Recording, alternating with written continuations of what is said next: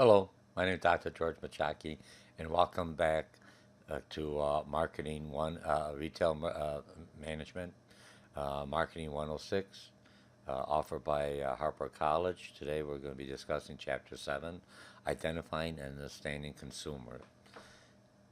The course you've taken me on is either on a face-to-face, a blended, or a fully online class.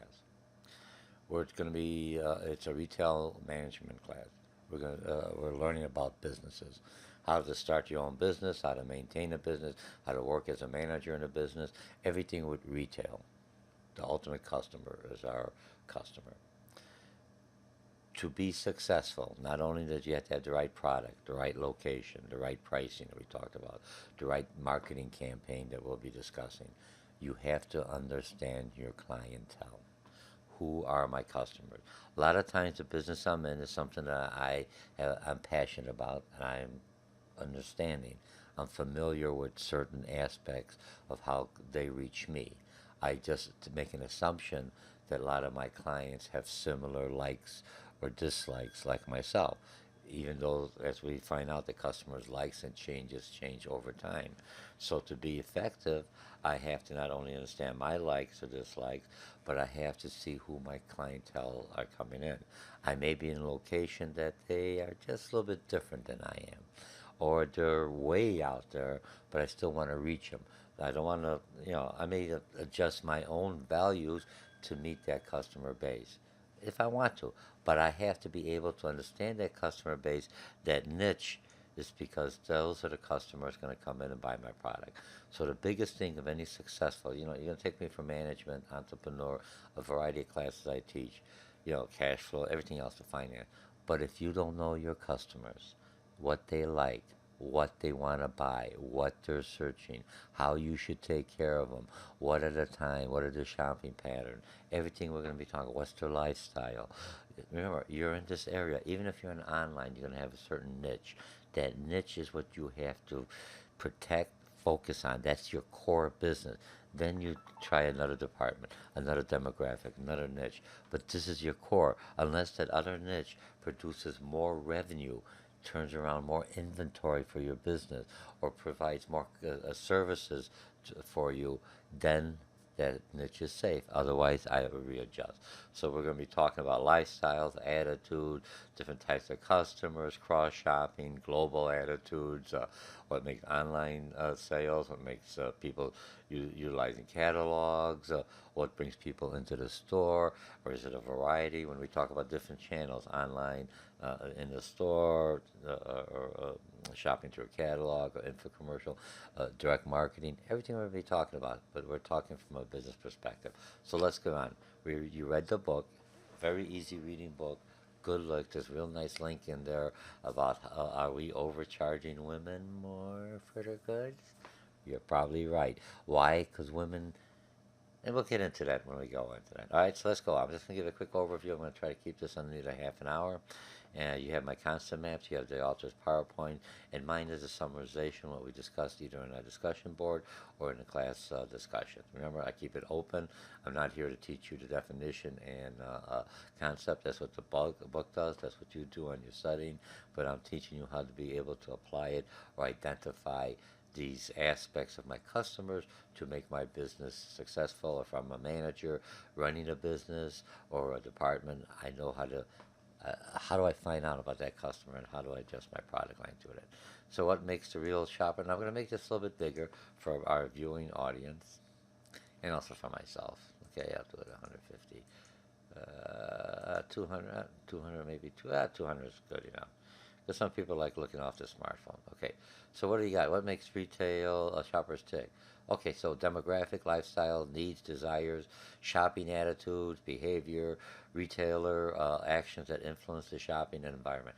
All this is what I have to know about my customers. This is the world they live in. This is the world I try to accommodate their lifestyle, their work habits, their attitudes, everything else, so they come into my shop because I connect with them. Okay? And this just basically has everything else in there. All right, consumer demographic lifestyle. Let's go to the have. Demographic. I'm going to break into our objective, quantifiable, easy identified. I'm a baby boomer. I'm in the social class. I make so much money. I'm a male. All right, basic stuff I could get from the U.S. Census. All information out there now just gives me this is a group. Am I targeting men? Am I targeting baby boomers, Generation Z, Generation Y? What is my demographic? Who are my target? I want them all, but I gotta get that first niche to get like priming a well. Everything is back to the old thing. Priming a well, you gotta get that well going, and then the water to flow. So I gotta prime that, find that niche, and then I expand. Lifestyles, everyone's lifestyle is different. You know, consumers, you have families, some are single, some are single parents, some got kids, some only had the kids on the weekend, some are college students, whatever. I understand their lifestyle. Helpful facts about U.S. things. Okay, this is just general information. I'm not going to go into it. You already have this in the class. You know, 1/5 of the household earn less than 20,000. I'm not really nothing against that group. They're developing. They're coming out there, but that group has very limited amount of disposable income. So I want to go into the other one. There's more women, so I'm targeting more women. 60% of all 25 or older have at least 4 years of college, so they can read. They're more informative. They're not going to go on just emotion. Do you want factual information? That's my customer base. They are online. They are social media. They have their smartphones. This is how they operate. This is their thing. I just have to be part of their lifestyle. I've become part of their routine, part of their habit. They'll stop by my store, look at my site to see what's going on. That's what I'm trying to get at. That's what you have to start thinking. Some of you are in my class in fashion. You have a product line. How do I sell it? How do I promote it? Others are going to be buyers or purchasers for merchandising. You have to understand me, the small business person. What kind of a store I have? What's my operation? You have to know more about my clientele than I do because you become a resource for me. Okay, so let's go to the lifestyle. Now, I looked at this as culture. There's certain things that beliefs and everything else the same. You got reference groups. You know what I mean. You got the time. I don't have too much time. I got 2 jobs. I'm going to college. Like you guys, you're going to college. You got kind of a social life. So. Not the most. Come on, you're going to school. You're working full time. What kind of social life do you have? But when it's over with, as your business grows, as you move up, you're hopefully to have a little more money, a little better social life, or more quality social life. Okay, household social life, a family cycle depends if you're living at home or on your own or you're a single parent, whatever. And your family could be you got pets. That's like your kids, for lack of a better word. And I look at empty nester, big money involved in that. Your own personality, how I shop, where I go, the clothes I wear, my attitude about certain type of places I'll never shop at, other places I'll go to. What are my risks when I buy online or I buy from an off-brand thing? What are the class consciousness and purchase is importance? Okay. Now the input of perceived risk. Okay, and they have the thing risk that you know no matter what there's going to be some risk in anything. Nothing is 100% risk free. There is some risk. And you have to understand the consumer. First, is it functional? Is it physical? Do I have the money to pay for it? Is it social? That my friends all have? Everyone has an iPhone. Or unlike me, I'm always looking. I want the Samsung Fold. If anyone's out there listening to this video, Dr. George Mochocki, Harper College, send me a Samsung Fold phone. I'll be very happy. And this way I'll utilize that phone in the classroom. I'm doing an info commercial while I'm teaching here. All right, I'm just kidding, you guys. But you see how you get that information out. You gotta let people know. Hey, I want to work for a company. I can get a discount. I want to do this. Where do I shop? Where do I get the best deal on this? Okay, and then psychological. Psychological is kind of nice. Am I doing it the right thing according to myself? And then time. Again, how much time, effort it's going to take to do it. Okay. Now, the other one, when you look at retail strategies to reduce perceived risk by shoppers, there's something I have to do. I know they have this idea. It's an off-brand, it's a new store, what kind of warranty we have. So I have to have something that's going to be able to reach offset them. So here, product testing, you could test a product. Physical, safety testing. I give them all the stats and data on there. Financial money back guaranteed. Social co-branding. Here's what you look at this. Here's Walmart's brand or Target's brand or Macy's brand or whatever. Or I forget what the hell J.C. Penney's was, but they have their own shirt line, and they got certain qualities, and they compare it to other main brands. You say, hey, this is just as good, okay? And then psychological basically is showing empathy for other consumers, and then again, double money back guarantee. If something goes wrong, I'll return it right away. You don't have to wait another week. We'll do it really quickly. Okay? Okay, now illustrations of lifestyles. Here's what we got. You got different gender roles, and remember, gender roles are crossing, male and female. Things are changing. What's and you got different genders I didn't even hear about, but they're out there. I'm not making fun, but I go, another gender. Can I sell to that? What do I have? And I could combine and sell to that gender because that gender is a market, and no one, even though I'm not part of that gender, transgender or anything else, but I'm selling to that clientele because the area I'm in is predominantly has more transgender or gay community. Well, look, do you see what I'm trying to say, class? Don't look at me. I know you're out to go. What the heck is he talking about? I always stretch the envelope a little bit. This is my customer base. I have to understand what they like, what they want to buy, so I have it in the store. So I am their preferred shopper. I am proud of their lifestyle, even though I may not be transgender or some of the other genders. You know what I'm talking about? But I understand them. I'm not a female, but I know what women like because I know what I like in women. That's only my perspective. But then I have other people that are women, that are men. And so you look at the two and you put this all together, and if you get that niche, they'll come to your store. Okay? All right. Poverty time, and I look at poverty. Most of us don't have any time, so you have to make the shopping quick, affordable, or someplace on the location that they go to. Majority travel some of the larger roads, or some of the malls are already out there. And then this lifestyle is, what did in the past. Recognize, a lot of that's predictable. Is more situational. Again, your bulk has an excellent job, goes into more detail. I'm just giving you a quick overview so you know what you might have missed or why should I read this chapter. Now, attitudes towards shopping. If I'm down, I like to shop. Ladies, yeah, you got broke up, or gentlemen, something happened at work. I got promoted. Oh, I got some extra money I want to spend. Some people just like to shop because they enjoy that going out there, buying something and something new and trying to be trendy. Other people like to shop for functional or just for basic. Other people hate shopping, so online just works out well for them. Okay, level of enjoyment, the shopping time you have, and cautious optimism disparity with wealth. The more money I have, a little more shopping I have because I dress better.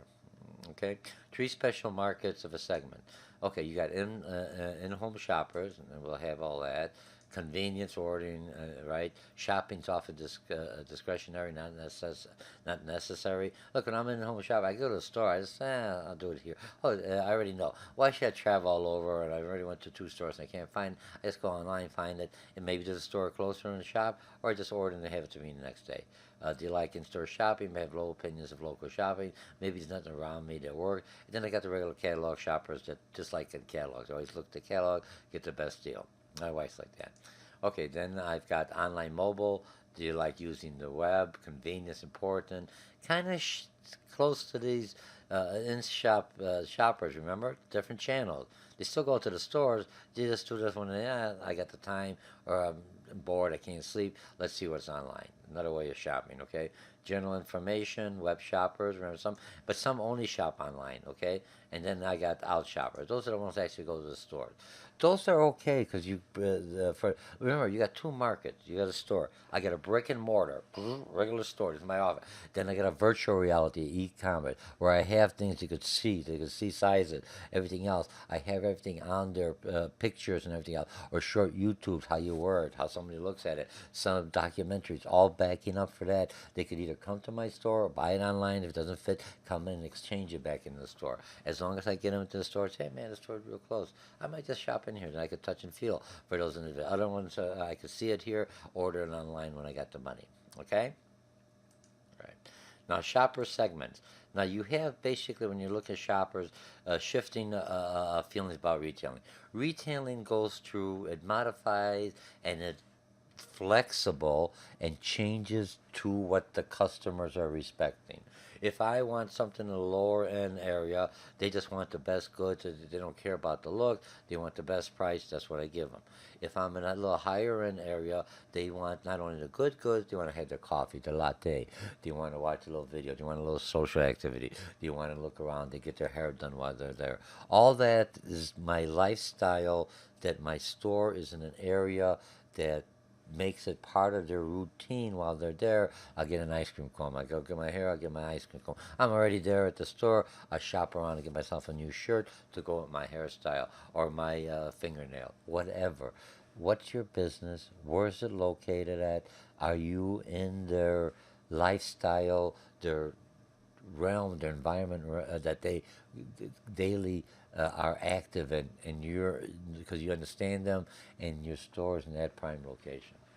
Remember, location, location, price, price, price, all that, and then quality, quality, and then knowing your customers.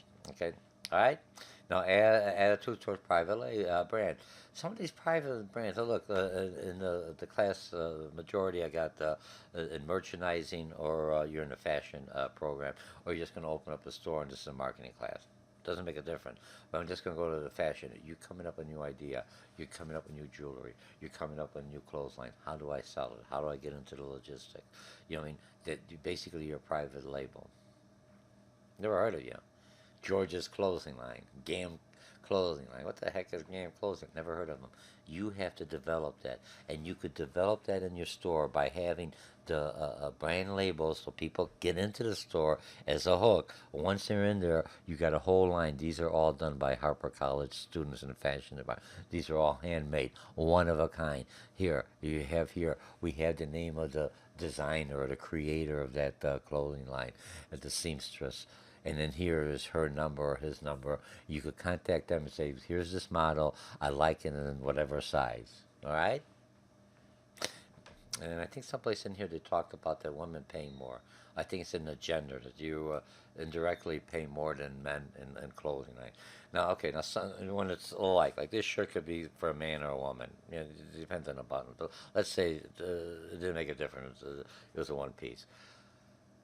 You would pay more as a woman than a man. It's just because women pay more. And then what you found out in the reading was because, look, I buy a pair of pants. I buy, 36 in my length, no problem. 29, but okay, that's it. That's it. Lady, I gotta buy petite. I gotta go buy average. I gotta buy a full. And then within those sizes, some of the companies to make you feel better, they inflate the size. So a size six is really a size eight, but it's a size six in this model. So I'm only wearing a size six or a size seven. I'm making fun. I'm having fun with you. This is a class. We're trying to understand the customer. You don't make fun of the customer, but this is what he or she's thinking. So if I got more of a pleasantly full audience and you want to feel that, so I make sure I buy some brands that are a little bit, yeah, a little more loose, relaxed. Give me a little play between size six and seven, give or take. They're inflated, and then you have to have the waist. Are you more top heavy, more bottom heavy, more short, more stocky, more taller? All those are adjustments. Men, we don't have that. Here's my waist. Here's my length. Boom, it's done.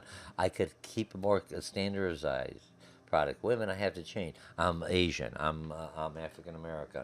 I'm Hispanic. Our body, whether you like it because of culture, the food, or just something, are shaped a little different. Remember, I'm not stereotyping. I have to understand that. In my store, I got a lot of shorter people coming in. Then I won't have any sizes that are long because I saw very few. In reverse, I have a lot of tall people coming to my store, and I know the sizes are more the long, the larger, the tall, or the full size. That's the size I carry. That's the size I have to do for that store. I have a store someplace else. I adjust my inventory. We'll get into that, okay? All right, so you have that. Then you got global shopping. And then these are all figures, okay? So you can look at the figure. It gives you some good value. Those you don't look at, I just put it on real quickly. Another figure on here, right? These are all in the book. Just tells you the decision process. Something stimulates me, and that could be the picture, the mannequin, the advertising. I see somebody wearing it. It's trendy or something else. I realize there's a problem. I don't have it. I start searching the web, what it is. I find different alternatives. Oh, this is like it, and I look at the pricing. I purchase it, and then this post behavior is basically I tell people, hey, it's a good idea, or I'm searching. Did I make a good decision? Yes, I got a good decision. I got the best price. And then you look at demographics and lifestyle in this process right in here. And that's what you have to understand with your customer base, okay? And what else do we have in here? And then again, you got another figure, And again, the store, factors in the customer, the home, the store, the official, the website where I come in here. I look at the prices, the credits, what's acceptable. Those are all part of customer services. Remember, do I have a layaway plan? Do I have a credit card? What credit card do I accept? It doesn't make a difference because remember, if it's my own store, then I have to worry. There's different ways when you take me for finance. If they're using MasterCard, MasterCharge, I say you got to get it now before the sale's over because when the bill comes, it's no longer my store. You're upset with MasterCard, Citibank, Bank of America, or all the other banks because the card belongs to them, not to me. You just forget it. If it's George's stores and my credit card, when you get the bill and say, hey, you're late, you will connect that purchase with me. So it's kind of nicer to use somebody else's. That's just mine. When you get into finance, if you have your own credit card and everything else, if you manage it well, you make a lot of money in that compound interest, late payments, and everything else. I'm trying to sell you here in finance, okay? Types of this consumer, and again, you got limited, extended, routine, low risk, risk and time, and high type of consumer, high spender, for lack of a better word. Okay, impulse shopping. Oh my goodness, those are ones you don't like, ladies. You like I like impulse. I go buy something, I come back with so much stuff. I don't want to go buy it because I come back with more, right? Just because we have debit cards, we have credit cards, we have cash over there, we have other income coming in, and we kind of do that. But in the stores, when you come into your store, you have a sale. The sales to bring them into the store. Once they're in the store, oh my goodness. Oh, look at this. I got this nice scarf that goes. Oh, look at this. This blouse goes with this nice blazer I'm buying. Or this pair of shoes. I got this color, this all go. And everything is all in there. So all that, there's the atmosphere, the customer is going, I get the and priced well. If you buy the two, three items over this, you get the third one for. Oh man, I gotta push, and it's always set up where you're making some money. Never breaks even. It's never to the advantage of the customer. Hey, I'm a business person, okay? Impulse shopping to target markets. What does your store will people need right away? They need socks, underwear. I'm just throwing that out this area.